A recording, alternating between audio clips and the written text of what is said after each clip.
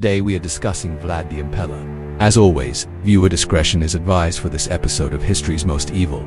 Vlad the Impaler, also known as Dracula or Son of the Dragon, was born in the year 1431 in Sisaura, Transylvania, which at the time was part of the Kingdom of Hungary. Both of his parents were members of the House of Basarab, a family of Romanian princes. Vlad's father was Vlad Dracula, who earned his nickname not because of his love for reptiles but because of his fierce appearance and powerful presence. He held the title of Voivode of Wallachia and had pledged fealty to both King Sigismund of Hungary and the Ottoman Sultan Murad II, playing them against each other to secure his position. When Vlad was only 4 years old, his dad took him to Istanbul to meet the Sultan. That same year, Vlad and his younger brother were left in Turkey as diplomatic hostages. There is a famous story about this time in Vlad's life, where he and his brother were tasked to care for a white falcon, sort of like a pet. Well, Vlad apparently got bored and decided to feed the bird a live fish. When the falcon choked and died, Vlad and his brother were punished severely. This may have cemented a hatred for Vlad from the Ottomans early on, but at 18, he returned to Transylvania. His father had passed away, so now Vlad was a nobleman. It didn't last long. In 1448, his older brother Vladislav conspired with nobles to unseat their father and steal the throne. Vlad's brother killed their father and then put Vlad and his mother in prison, and Vlad's brother's son became ruler of Wallachia. After 2 years, Vlad and his mother escaped and fled to Poland. Finally, in 1456, Vlad was able to come back to Wallachia, defeated his brother, freed his mother, and took the throne. It's pretty clear from everything we've discussed so far that Vlad was hated by pretty much every major power around him. So let's look at why he was such a monster. Now that he was ruler, Vlad had to prove himself to his new subjects. Unfortunately, he went about this the hardest way possible. Almost immediately after ascending to the throne, Vlad executed hundreds of boyars, which is the Romanian word for nobility. He called them noble traitors and accused them of conspiring with his brother against him. Some accounts claim that Vlad's brutality would often target those who had nothing to do with his brother's coup. Vlad's revenge was endless and heartless. He chained prisoners together, forced them to eat until they threw up, and then he tossed their food in their faces. He locked people in iron maidens, watching as they screamed inside. Vlad hosted parties where he invited 8 men of only one type, bald, short, or fat. Once he assembled a group of men who all had red beards, and another time he gathered people with pockmarked faces. He did this to humiliate and torment them, to use them as pawns in his sick games. There was one occasion where he had a series of balls where he kept raising the stakes, so to speak, with each one. At the first ball, men had to arrive carrying a sack on their back filled with stones. At the next, they had to carry sacks of sand. And finally, for the third ball, the men had to show up dragging barrels of water. So not only did these poor saps have to suffer through being humiliated at a party, but they were also unknowingly working themselves to exhaustion. At the fourth ball, Vlad instructed his men to open the sacks, barrels, and containers. Of course, the guests fell to their knees, completely exhausted, and Vlad ordered them to be tied up and thrown into pits where alligators awaited. He enjoyed throwing lavish feasts, inviting 40 men of a certain type, men with blue eyes and blonde hair. Sometimes he locked them in towers, forcing them to watch beautiful women dancing below. Other times he had them wear costumes made of resin. And then when he lit the resin on fire, these men would burn to death while Vlad and his guests watched from afar. Many of Vlad's punishments were public affairs. He liked to stand in the marketplace and watch. He would order peasants to be sewn up in sacks along with their wives and children, only allowed to eat and drink through holes that were poked into the sack. Those who survived the ordeal were lucky. Others were ripped limb from limb by wild horses as spectators watched in horror. So you might be thinking this guy was clearly a sadist, right? He got off on making people suffer. We don't know for sure whether or not Vlad was sadistic, but we do know that he was ruthless. And while there is a difference between the two, his actions definitely fit the description of sadism. But Vlad was intelligent. He wasn't just a brute, although he certainly had the brutality down pat. Vlad used the threat of violence as a tactic of governance. He created courts where justice was immediate.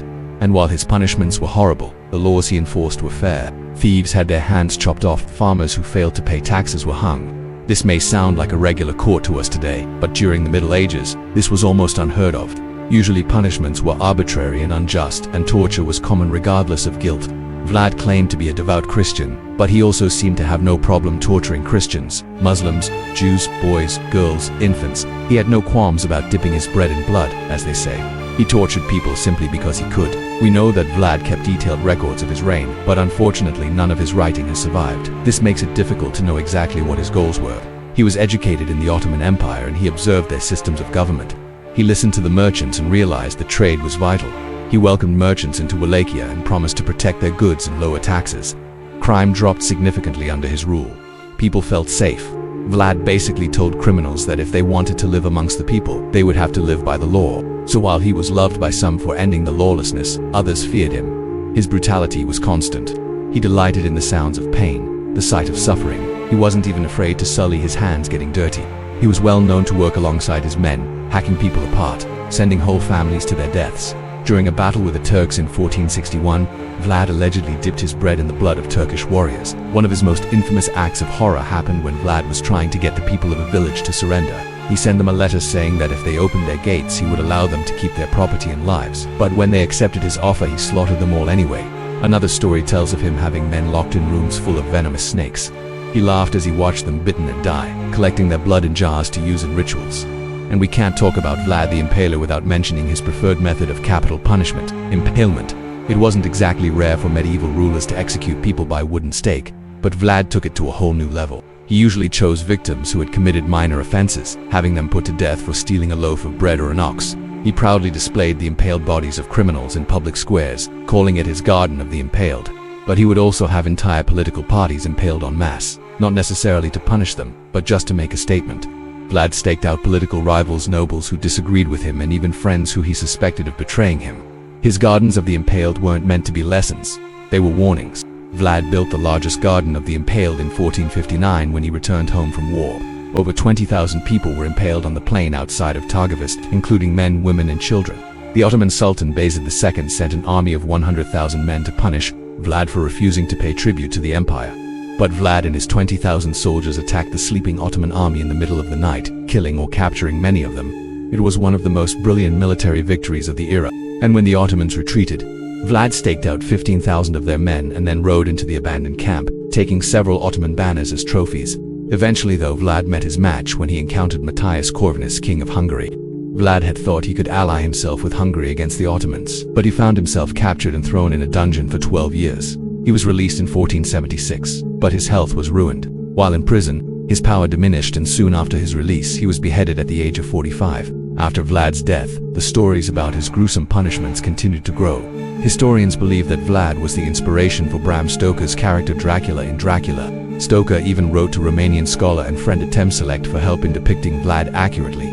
Bram Stoker referred to Vlad as the Lord of the Vampires, likely due to rumors circulating about the Wallachian prince performing blood rituals.